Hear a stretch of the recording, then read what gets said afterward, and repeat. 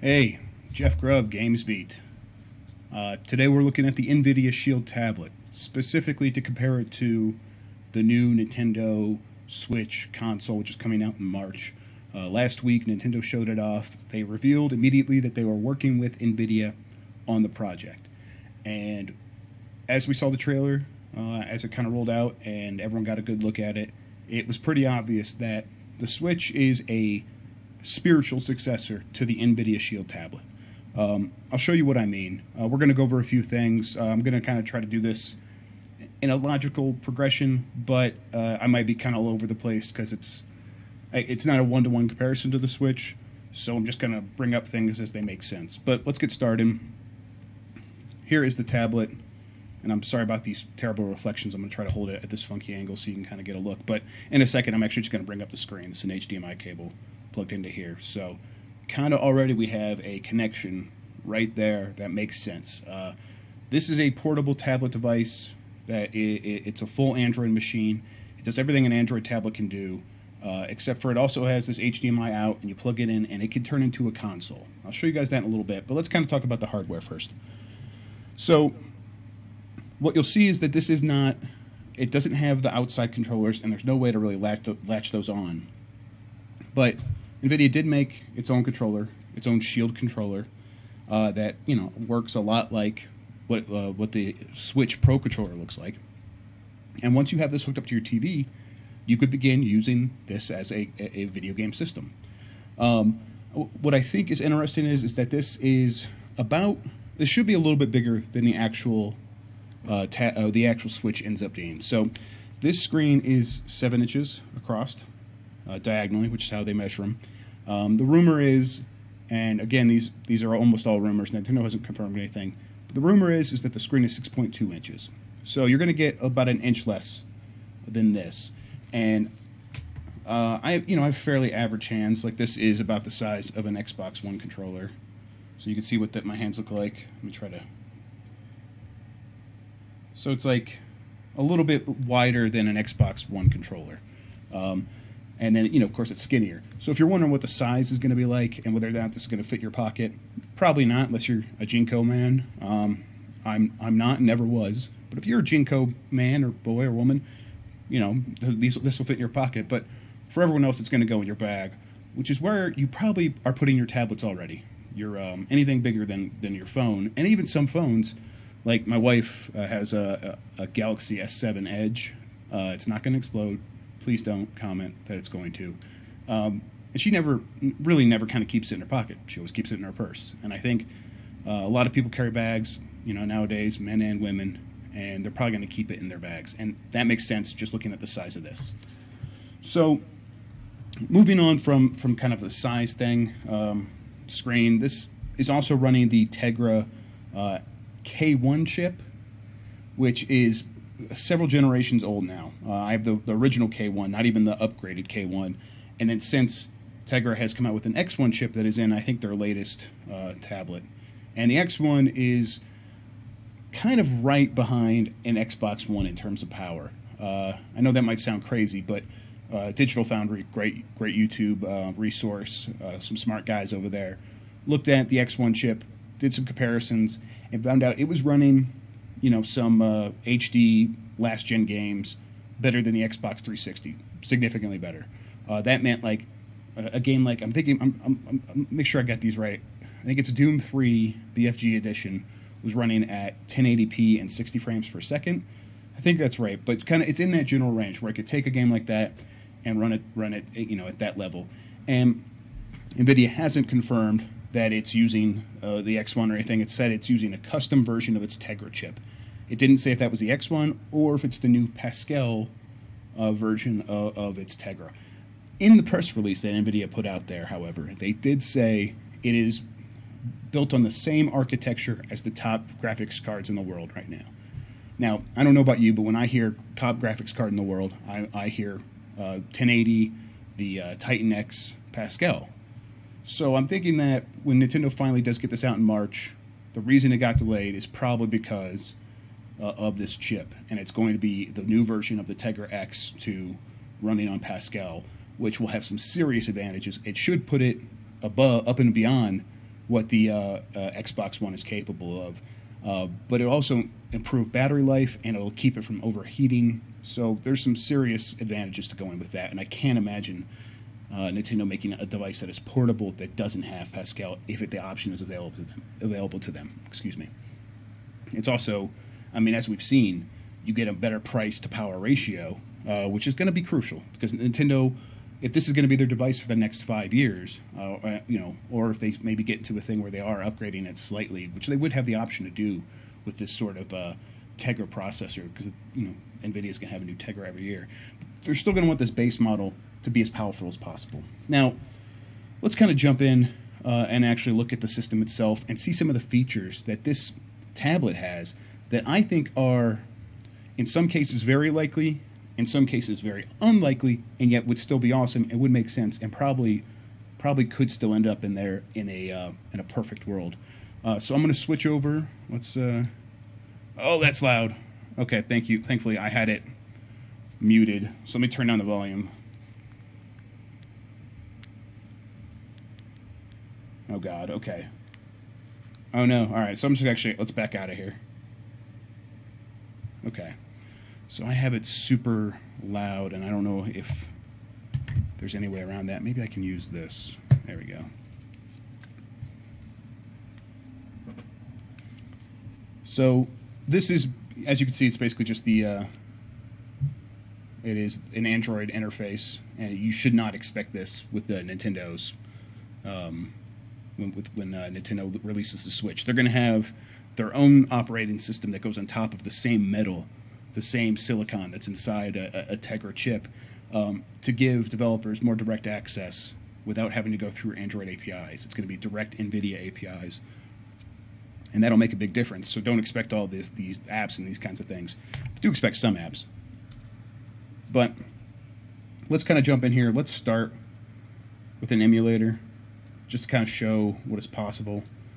Hopefully it's not super duper loud. I had the volume down for you guys. I don't want it to blow out my ears. Okay, well, now it's on mute. So this is Wave Race running on the tablet, and I have it on at 30 frames per second for you guys, and I should have made it 60 frames, but with the camera's only doing 30 frames, so why even try? And I'm doing terribly. But you could see that it is possible to get like an N64 game running on here, almost no problem. And this is the K1 chip. This is the older chip. If it looks, I think it might look a little choppy on the feed I'm giving you guys. I can assure you that it's very smooth on the screen I'm looking at. I think it's probably pretty close to 60 frames per second, and I'm like looking back and forth, so I'm doing terribly. But I think that one of the advantages of Nintendo going with a Tegra chip is there are already 1 million emulators available for this architecture. So if Nintendo wants to continue and maybe expand its virtual console in a very significant way, and you know what, while I'm doing this, I should bring up my camera so y'all can see me gesticulate. If Nintendo wants to... Hi, y'all. So if Nintendo wants to continue the virtual console in a very, meaningful way, it has a lot of options here. It could license one of these emulators very cheap, could build its own, which is, very likely. But all the tech is there. We know it works. We know it's in place. And again, that direct access to the metal and advantages like the new Vulkan APIs, which, if you're not familiar, a lot of emulators run on OpenGL 4.5, which is basically a library that gives developers access to graphics chips. It's something that's been working on Android and PC for a long time, and recently Vulkan came out, which is the updated version of OpenGL. And Vulkan, for example, in Doom 2016, made huge leaps forward in graphical capabilities for Doom on PC. More recently, we've seen some mobile games. I think the most significant one is that mobile MOBA from Super Evil Megacorp. I can remember the developer. I can't remember the name of the game off the top of my head, but they released a Vulkan version that runs a lot better on a lot more hardware. So with that advantage happening at the same time as Nintendo, going with Tegra, they should have the option to just quickly put a bunch of games from their old library on here and keep it in a ecosystem that will run well for a long time, well into the future, because the ARM-based architecture of the Tegra isn't going anywhere. So if they get it running on Tegra, it'll run on pretty much any mobile hardware going forward, and a lot of PC hardware as PC starts shifting from x86 to ARM. So let's continue looking at the abilities of the Shield. So I'm going to...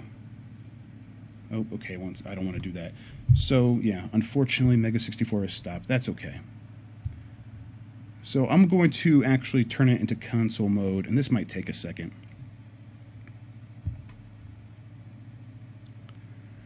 But what I really like about... one of the reasons I want to do this comparison is because I think it's very obvious that at least one of these big features from the Shield is coming over 100% to the Switch. Now, I don't think it's going to be the emulation 100%. I think that's probably going to happen. I think we're probably going to see a lot of Nintendo do a lot with the Virtual Console, because it just makes sense to have a portable machine that can play everything up through the N64 and potentially the GameCube if they go with the Pascal chip and it's powerful enough. And yeah, it's going to take forever to load. So we'll talk about it, and I'll show it. With the Shield, and this is true with all Shield hardware from Nvidia, Nvidia has built its own game capture service, or game capture software for Android. Now, it doesn't work with a lot of other devices, but it's built into here, and it can record game clips, it can take screenshots, it can share out, it can stream to Twitch, it can upload to YouTube, and these are things that we've seen now in Xbox One and PlayStation 4. And now the fundamental hardware that is powering the Switch has already got an example of this working. So I think we're probably going to continue to see this going forward. And why isn't my controller working? There we go. Okay, I think it's just loading. All right, I think that clicking from my stick is going to be super loud in the microphone. So I'm going to try to keep it down here. So let's see. Not Game Stream, although that is something I want to talk about. Not Geforce now, another thing I want to talk about. But let's just bring up an Android game. Oh no, I just turned on my... wonder if I can bring this down. Oh my god, it's working. There we go. So my Twilight came on, so everything just went red. That's super annoying. See, I told you this was going to be kind of like a stream of consciousness video. All right, pause. So there's a touchpad actually on the controller. Oh my god, and it disappeared. So yeah, this K1 chip is actually so old that the Shield kind of lags a lot now for me. I actually don't enjoy using the tablet very much anymore, except for in very limited circumstances. Okay, now... oh, can I get to touchscreen? Because I can't see it. There we go. It worked. Okay.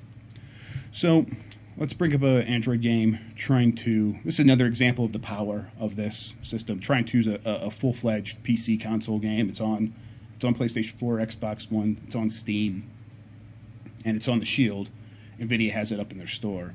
And you can see that it's going to run here. It's going to run pretty well. It runs even better on the X1, which is probably the chip that's in the development version of the Switch right now. Again, for more of that, you could see that Digital Foundry video where they go over the Tegra. And they give an example of this and how well it does run on this hardware. Okay, but while it's loading, let me see if I can remember the button prompt. So this is actually how you can change the controls to work with like native Android games. But I think this share button, oh no, it's publish profile. That's going to be download profile, so that's not what I want. I'm trying to remember if it's holding down start or back to bring up the share options. There we go. So this is probably familiar to many of you. So what I did is I held down the home button on the Nvidia Shield controller. I'm in console mode on the tablet. I'm in a game, and I just held it down, and up comes Nvidia's kind of baked in video sharing feature, which is in the Geforce experience on PC. It looks exactly like this if you're in the beta. And what you could do here is turn on the instant replay, just like you get from Xbox One when you say Xbox record that. I feel like I probably just caused something to record somewhere in the world by saying that. Or it's also very similar to the PlayStation 4's share button. So let's bring that back up. So no, it's set up to record the last 1 minute of gameplay at, no matter what game I'm playing. But I can also just record or straight up broadcast. And this feature is in the Shield like several years ago. I think this tablet's from 2014 now, the version I have. And they've had this since the beginning. And this is long before there were any options really to stream to Twitch from a phone or a mobile device. There's a lot more these days, especially since Android had baked in a lot of the features that were required for this. But even so, this is still one of the better integrations of Twitch on mobile. And you can see screenshots as well. On top of that, there's microphone. You can have your camera. You can see the chat of your Twitch channel right in here, and a bunch of options. But it's just like this is right here. It's right now. It's already working with the hardware or a version of the hardware that is going to be in the Switch. It's the same family, and I just can't imagine, even with a company like DNA working on Nintendo's online infrastructure, that Nintendo wouldn't just be like, hey, let's just use what Nvidia's already built for their hardware. We know it works. They're going to constantly be updating it. Why don't we just take advantage of that? They're already our hardware partner. Clearly, they are a big partner. The fact that Nintendo let Nvidia come out and speak for itself about the Switch, which is not something it's not even letting Bethesda do that with Skyrim on the Switch. It's one of the first games to show up in the video, and if you go ask Bethesda like, hey, what's up with your Switch games, they'll just say like, we're happy to support it, but we can't confirm any games, and that includes the Skyrim that's in the video. So they're not even letting a huge publisher like that speak for themselves about the system. Nvidia, however, they are.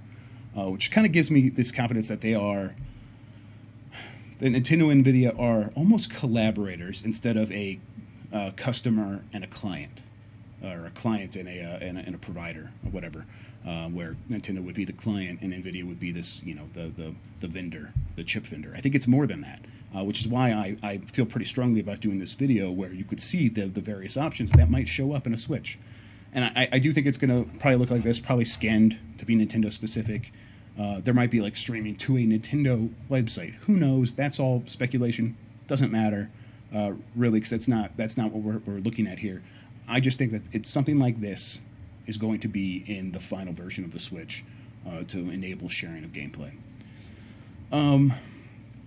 You'll probably have to sign into Nintendo's service, and be one of their creator things, and agree to give them money for your videos. So maybe that's not the best option, but I still think it's going to be in there. Okay, so let's just start up the game. Hopefully, I can just get right into it.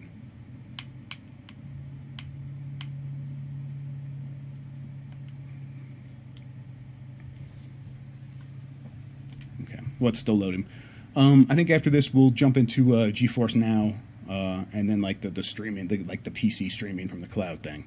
These are the things that I think are very unlikely, but they shouldn't be. I think they should be in the system. They would make a weird amount of sense, especially if Nintendo wants to. Nintendo's not doing like a Wii. They're not doing motion controls. They're not trying to do a Wii U gamepad that's going to shake things up. This is a system everyone wanted and everyone thought they were going to make. Turns out that's what's happening. So what could they do? What could they do that's different? They could make the system that makes the most sense for the most people. And one of the ways of doing that is to make a powerful system that could play games like Trine without issues. And this might not look super great on here, but keep in mind this is a very old chip compared to what's going to be in the Switch. I think it actually looks pretty decent, especially with those particle effects, and it's not stuttering or anything. So kind of getting a game like this, that's one step. But then, I'm not sure if that's the right button prompt.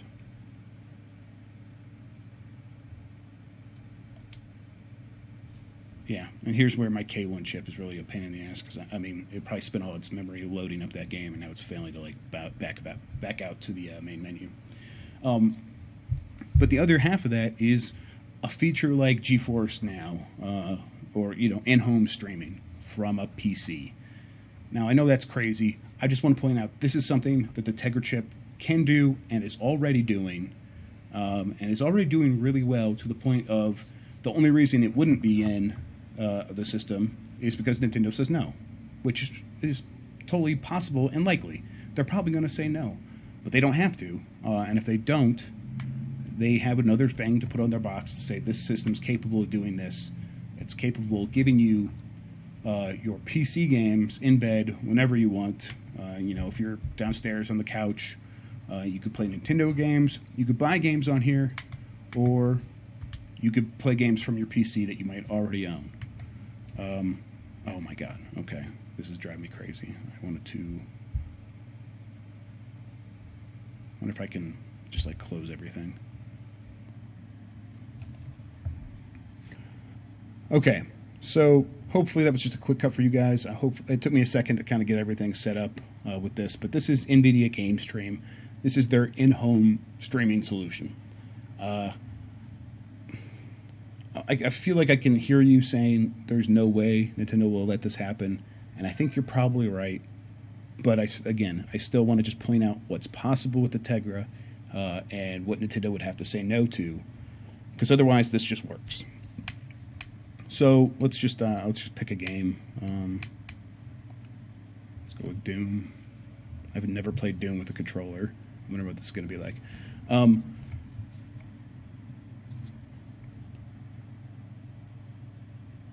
Whoa. Oh no.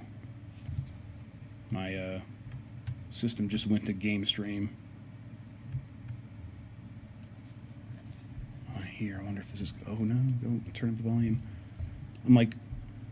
I'm using the same PC that it's streaming from, which I'm realizing now is probably going to be an issue.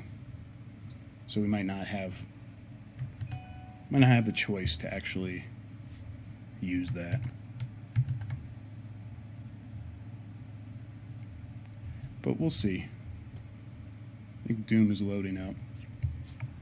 So what this feature does is it enables you to run an Nvidia GPU in your PC, and then once that's running and you have games on the PC, you can take those games, run it on a Shield tablet by streaming it from the PC to the tablet over a home network, over Wi-Fi, probably 5 gigahertz Wi-Fi.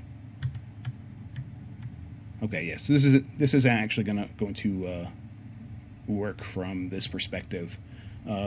So let's quit. But we can still talk about it.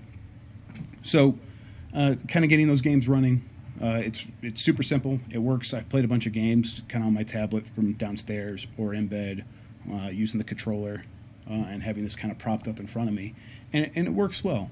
The reasons I think Nintendo might do this is just because third-party support has always been an issue for them. I know they want to be the ones selling the games, but I think they're going to understand maybe that anyone that has a decent enough NVIDIA GPU that can run games really well might end up buying those games on the PC anyhow. And if they do that, why wouldn't Nintendo get involved in the way people play? Because there's still a chance that through the use of the Switch, people are going to end up wanting to buy other games and to play Nintendo games alongside their powerful PC games. In addition to that, the streaming from home is not going to work when you're outside. So maybe people will just have the PC game, and then maybe they'll want to buy it again on the road. I don't know. That seems kind of excessive, but I'm just trying to think of every possible scenario. Beyond that, there's not many other reasons why they would do it. So I can feel that it's probably not going to happen. I just wish it would. Now, here is another option. And, I started thinking that, oh, what the hell? Error, of course, every time. The interface on this thing's not wonderful. So the other option is, and I thought this was less likely than in-home streaming, but now that I think about it, the Geforce Now streaming of games, like, let's see, I wonder if I have these games because they're not listed as I was having price, so let's just try them. Let's just try Tomb Raider, see if I have it. Oh, no, okay, you have to join. So I'm thinking that there's a possibility that Nintendo might incorporate cloud streaming into the Switch. I think it would be its own service, but it runs through the Geforce Now infrastructure. So it would be a Nintendo store. You would buy it from a Nintendo thing, keep it in your Nintendo locker, and then the games would probably be streaming from the Geforce Now service. And that would give them a way of enabling people to play high-quality games that maybe the Shield, or maybe the Switch, would not be capable of playing. Now, we don't know how powerful the Switch is going to be. We don't know how capable that chip is. The games we saw in the video look pretty good. I think Nintendo will be able to get their games all running at 1080p, 60 frames per second without issue. But I think that there's that other end where the third-party developers might be, we can get this game up and running for PC. We might not want to do the work to get it working on the slightly less powerful Switch. So we could put it in the cloud for you, and it'll be on your system that way. And then Nintendo would split the revenue with Nvidia or something like that. Again, I could see a million reasons why that won't happen. I just think it could, and maybe it should. I think, and from the gaming side, that kind of wraps things up. But there's a few other things I want to kind of cover real quick before we kind of end this video. And that's media features and apps. So, oh my God, the thing's freaking out. I'm not pressing anything. Okay, so the Switch is not going to be an Android tablet. It's not going to be an Android system. So all these apps won't just work, but to get the coding required to get them to work, I think should be minimal, because it's going to be the same. It's like bringing a PC game to the consoles right now, because it's the same architecture, different operating systems. Some work is required, but not as much work as putting an app on the Wii or the Wii U, which was like this very unique thing. So I think you can expect there to be a robust ecosystem relative to other Nintendo consoles, and I think that's going to mean, kind of like what you have on the PlayStation 4, kind of what you have on Xbox One before the Windows 10, Anywhere app situation. So you'll probably get stuff like the Twitch app, and you might get you'll definitely get a Netflix app, and that kind of takes me into the media playback. Now, my Tegra, I don't think is capable of this, or my Shield isn't, but the more recent Shield tablet and the Shield console, like the micro console that that just kind of sits under the TV 100% of the time, are both capable of 4K video playback. And I think, there's definitely rumors out there that that's what the Switch can do, and they're like the 4K support at 30 frames per second. And I don't think that has anything to do with games.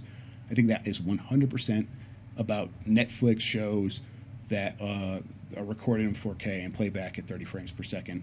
And I think because the Shield is already doing that, and this is kind of the whole theme of this video, because the Shield was already capable of that, Nintendo was just going to say, yes, let's put that in here, because why would we say no? There's no good reason. So they're not going to save money, because it's all the work's been done. They just got to say yes to Nvidia. So I think that's very likely. I think we're going to see that, which might make, it kind of makes the Switch a very compelling media device, because it'll be this gaming machine you could take anywhere, but it can also do, it can have your videos with you on the go. Now, it's probably not going to have cell support, so maybe it won't have it on the go. But when it's at home, you pop it in, and it's a 4K video machine right there, ready to go.